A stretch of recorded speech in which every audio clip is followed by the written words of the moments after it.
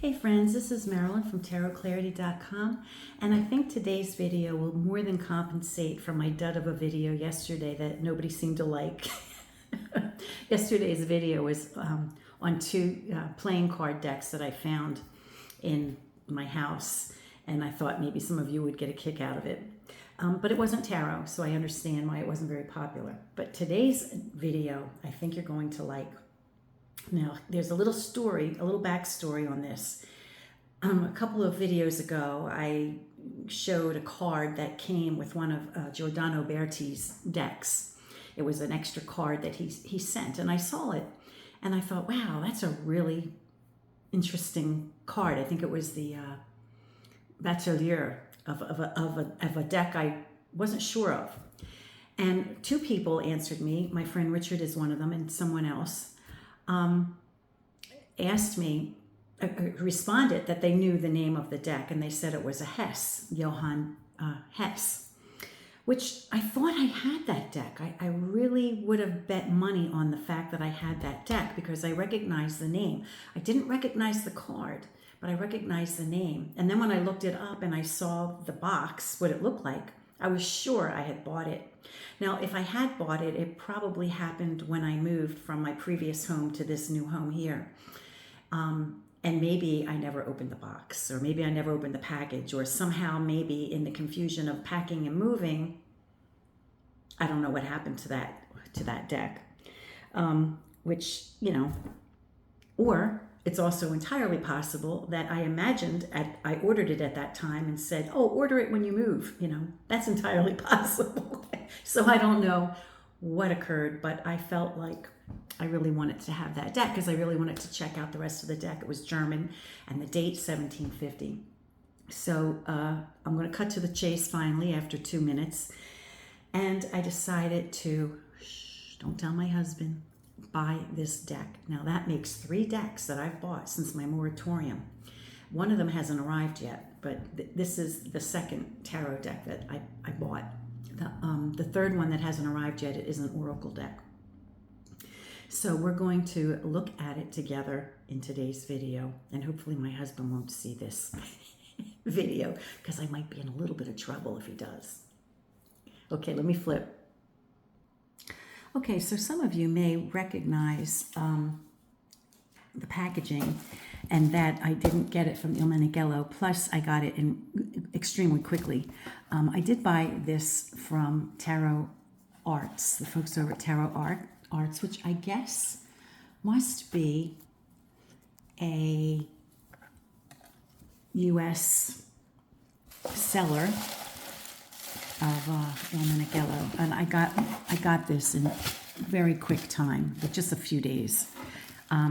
Came nicely packaged.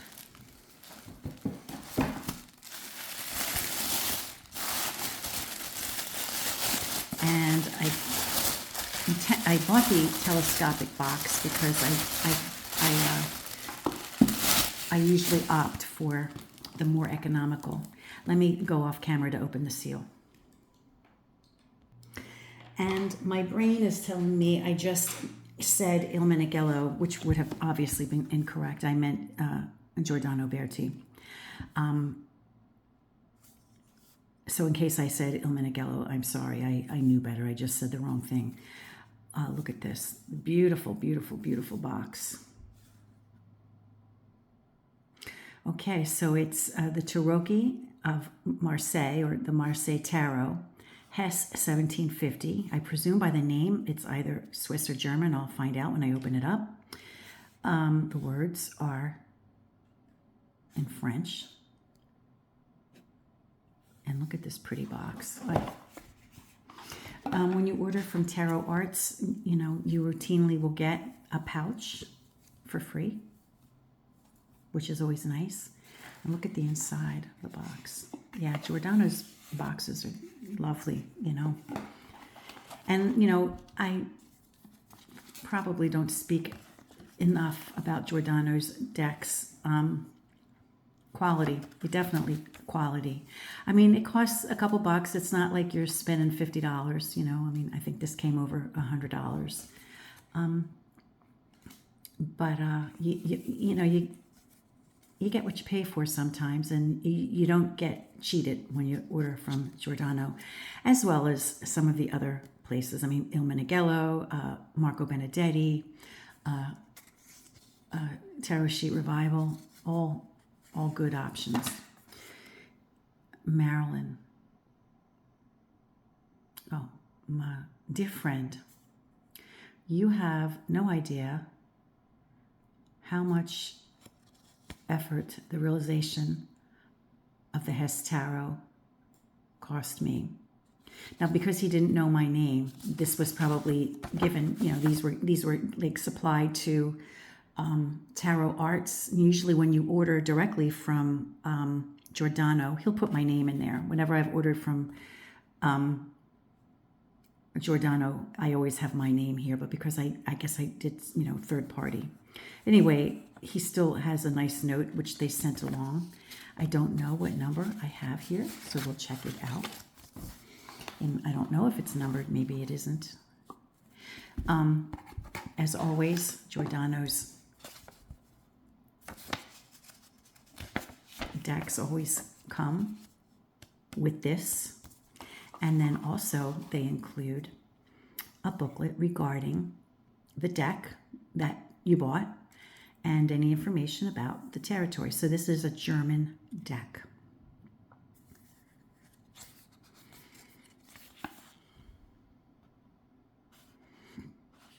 So I probably should have read this before I began the video. Let me check it out and see if there's anything I should mention. So yes, you'll find it worth it to buy the deck, you know, and to read this information. When Berti describes German countries, he kind of includes, like I do, you know, Swiss, Austrian, and other Germanic-speaking countries, which I tend to do too. I'll say German, you know, when really it may be one of the other places. Also, it's known that the tarot, you know, migrated to Germany via France, and the first decks they probably got their hands on over in Germany were the Besançon, and then eventually the Marseille. And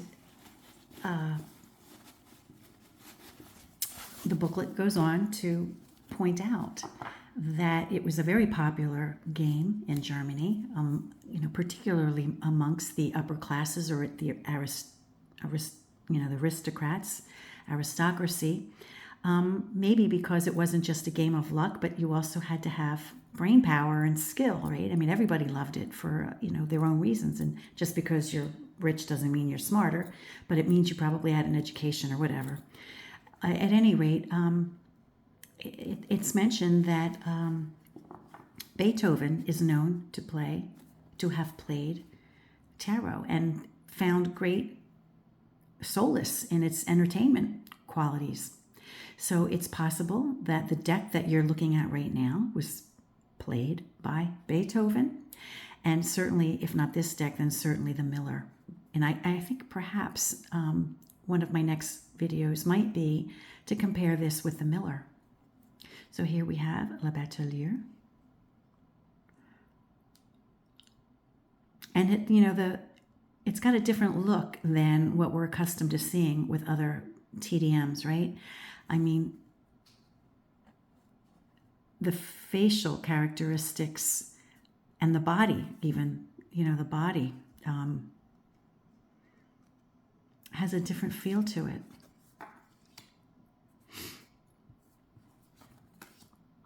Here are the backs. Now, it's my understanding that this is a facsimile deck photographed in the condition that it's in. And I presume that it extends just a little bit beyond the edge of the deck. And it does appear as though the corners were rounded on the original deck, which is what how this deck has been treated. So we don't see the triple crown And it is in true fashion, a TDM, because number 2 card is not Juno.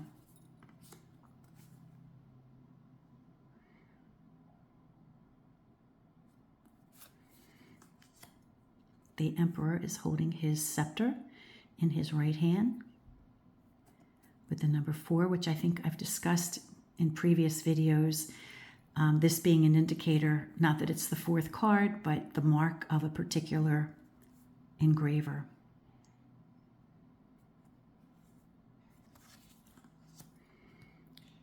Okay, this does appear to have the Triple Crown.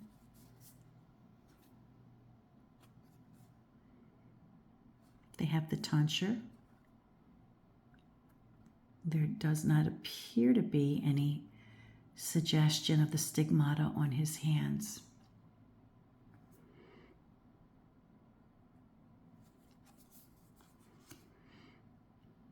Okay, the lover, the Cupid, is not blindfolded.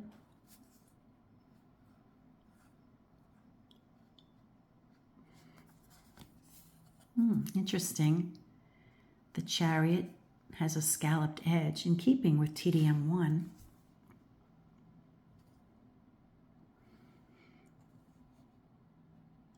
Sometimes we'll see the initials of an engraver there, but I don't see anything.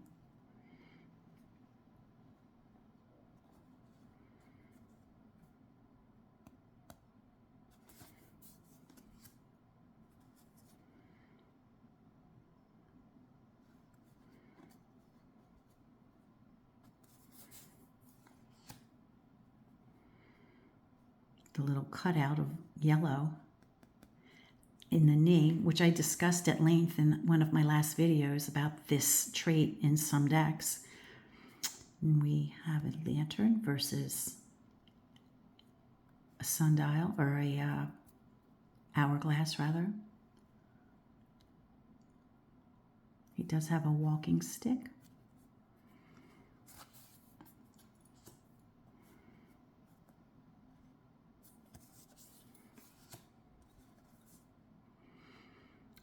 Wow, this is really a pretty deck. So if I bought this, I don't think I did. If I did buy it and lost it or misplaced it, I never opened it because I don't remember the cards. I remember the name and I remember the box and I remember that I thought I bought it, but it probably happened right when I was moving and I probably said, buy it when you move. And then of course I was not able to, and I really should not have done it.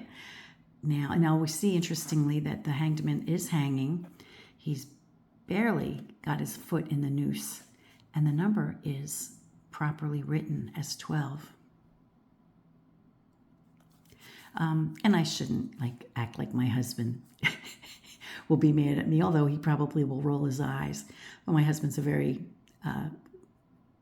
patient fella, and he knows how important tarot is to me, and he's always been very supportive.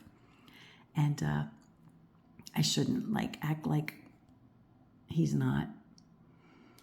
But I guess it's my own guilt in spending money I don't have. Now look at the face on Death. It's like, look at that. So they have a different feel, right? The personality has a different feel than what we see coming out of France or Italy. Okay, there's a discrepancy in the spelling, and that may have happened a couple times already.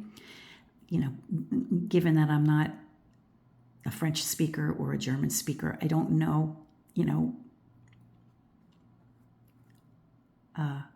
what might have been correct variations or what might have been errors. But whenever something moves from one country to another, there are bound to be errors, just as when it moved from Italy to France and was reinterpreted in France, perhaps. And then when it moved from, France to Germany or Switzerland or Austria or wherever.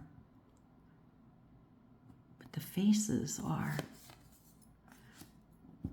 Now we have the face and the belly.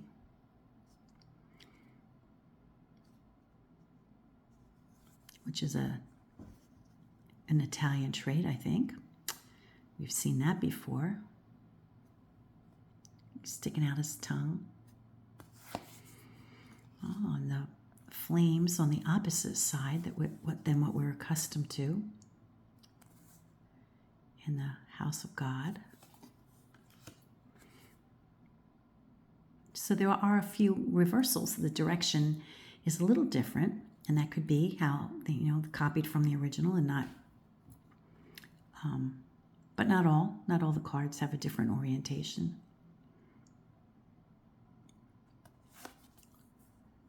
Now this is TDM2 rather than 1. So this is like a blend of TDM1 and TDM2. So maybe when the deck was created, a few different decks were referenced. Maybe they didn't have a complete deck of one type or the other, and they just put together what they had. What they had examples of.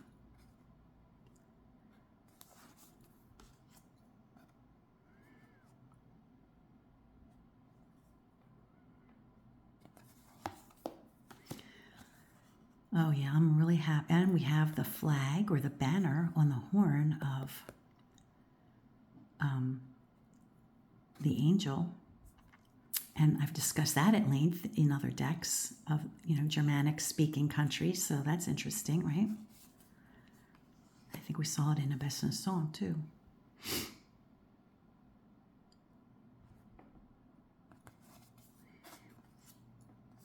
I did not take these cards out of their order. I am presenting them in the order that I received it.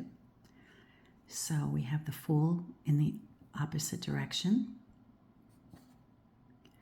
And I'm looking to see if there's any trace of, the noble, but I don't see any trace of a noble characteristic. And you know what I'm talking about. Okay, so in this card, you can see, I don't know if that would be mold or damage to the cards. Johann Christoph Hess in Asperg, Augsburg. I don't know how to say it proper.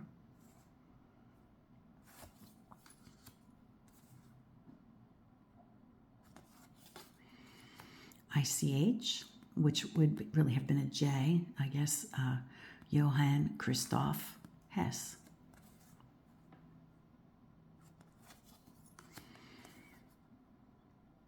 Wow, what a beautiful deck. I'm so glad that I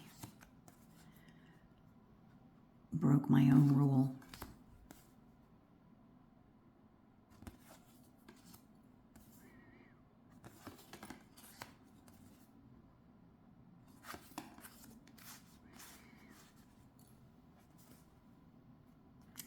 I love these faces. And the clothes are elegant, nicely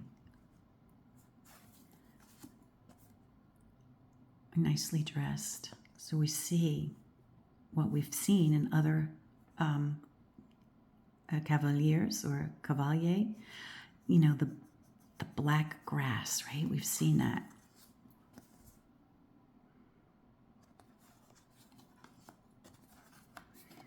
We have the cathedral-looking Ace of Cups. I would say, it kind of reminds one of a baptismal font, except those would have, I believe those would have 8 sides, whereas this has 6, 2, 4, and then 6 in the back. So I think a baptismal font would have had 8. Again, an identifying card.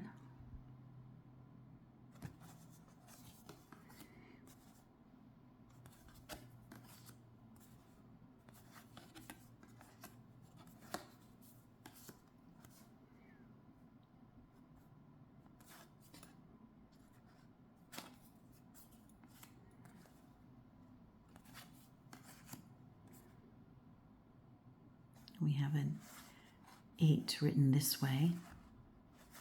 On this side it is correct, but in this side it is not, as is the case here for the 9. And then the 10th cup faces in this direction rather than the other. Here's my boyfriend. He does have a cap in his hand, a wreath on his head, and the tunic covering the chalice or the cup. Valet is not spelt with a T at the end. Interesting how the ground ends here.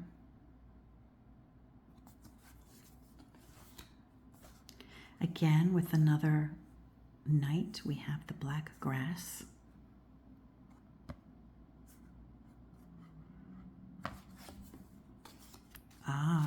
Now I've spoken on this a number of times, including my most recent video of the window versus the hanging over feature of a throne, right? At some point, is it the window that was mistaken for the hanging over part of a throne? Or is it the hanging over part of a throne that was mistaken for a window in the Queen of Cups? No one else that I'm aware of has discussed this in anything. I've brought it up a number of times in my videos. But I wonder if this is a feature that can be explained, by way of how it was copied, right? Was it a window that somebody eventually thought was the hanging over part of a throne? Or was it the hanging over part of a throne that a subsequent engraver or card creator thought it was a window? We may never know.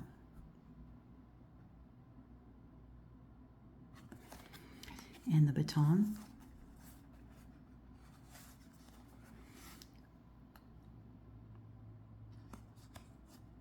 Now, if we think of the aces as, being presented by the hand of God, the hand of God probably would have been presenting with the right hand, I presume. And this looks like it would have been a left hand. So this could have been a case where it was reversed because it was copied in reverse.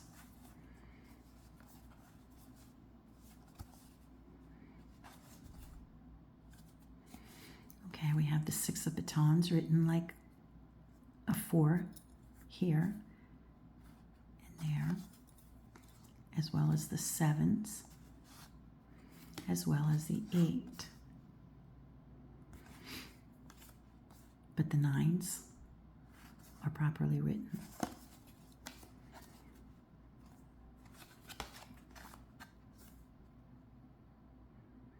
What a pretty deck, huh?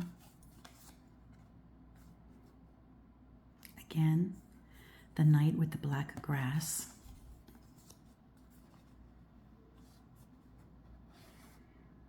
These faces are so nice. Healthy people. Living the good life. Okay, now this one, again, it's a left hand, isn't it? That would be the left hand, because if it was coming from this way with the right hand, the thumb would be on top, not on the bottom, right? So it would be coming this way.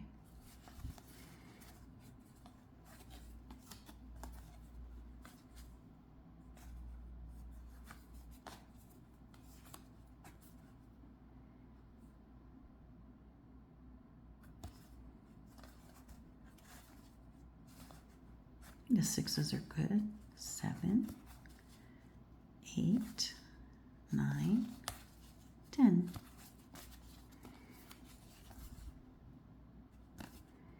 So there we have it.